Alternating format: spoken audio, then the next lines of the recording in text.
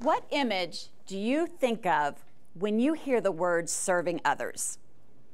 I know I think of the man that jumps in his John boat, takes off to help people rescue them from their rooftops in the aftermath of a hurricane. I think of my best friend Susan in Atlanta, who gives her time and her money to rescue animals. I think of many people that I've worked with in my past who go on mission trips to foreign countries to help people. You know, when I think about that, though, and talk to myself about it, I really don't feel like I do enough to help others. So in this new year, I decided to dedicate 22 days to serving others. I'm going to tell you a little bit about those experiences and what I learned. My first experience was really easy because I jumped right in here at Randall, and I learned so much from our students. We have an organization called Seeds of Hope. It's connected to a local organization of the same name. Our students arrive super early on Wednesday, as does their sponsor, same thing with the adult volunteers.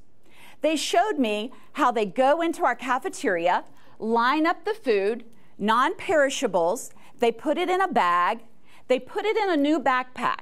The new backpacks are taken outside to the curb where an adult volunteer comes by, picks them up, and takes them to local schools where they're distributed to other students in need.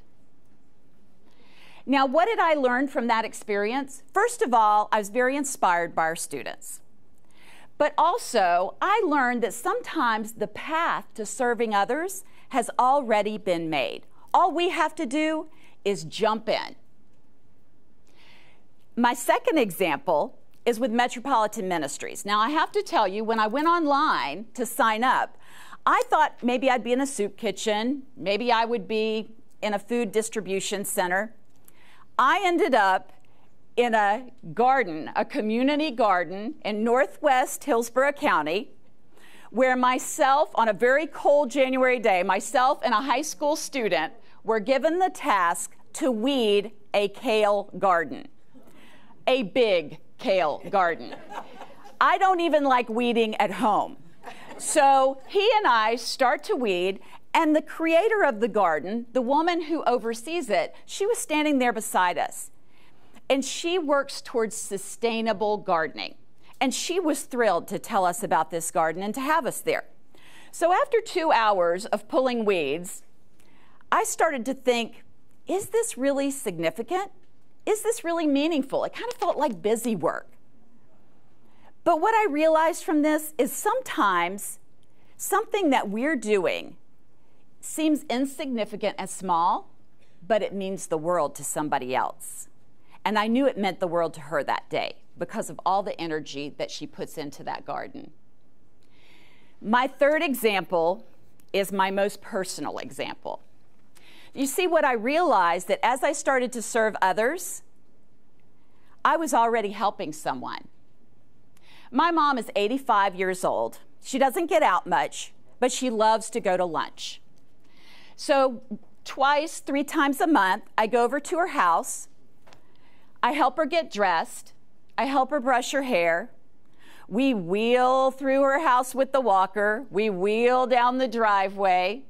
We get in my little car. I put the walker in the back seat. You get the picture. What I realized from this was that we are already serving others right in our own home, our own family, our own neighbors, our own friends. There were some other opportunities. I did some training with a program called Dress for Success. It's a nationwide program. It actually helps women, many of them coming out of the correction system, some referred by government agencies. Volunteers help them learn interview skills, prepare their resume. They get to choose a professional outfit for their interview. And then there's even a program afterwards to help them sustain their success.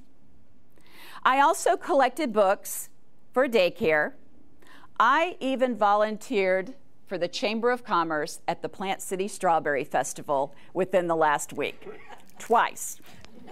So what do all these things have in common? I had several aha moments that I'll share with you. One aha moment is we don't have to wait for a hurricane. We can start where we are with what we have right now and jump in to serve others. My second aha was to realize that it didn't really matter what was in that backpack or where I took my mom for lunch. I realized that in that moment, people feel seen when we serve them.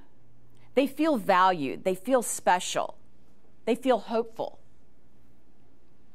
My third aha is not going to surprise you. It's what I gained by learning about serving others. I felt like the Grinch standing on the mountain with my heart growing 3 sizes with each experience.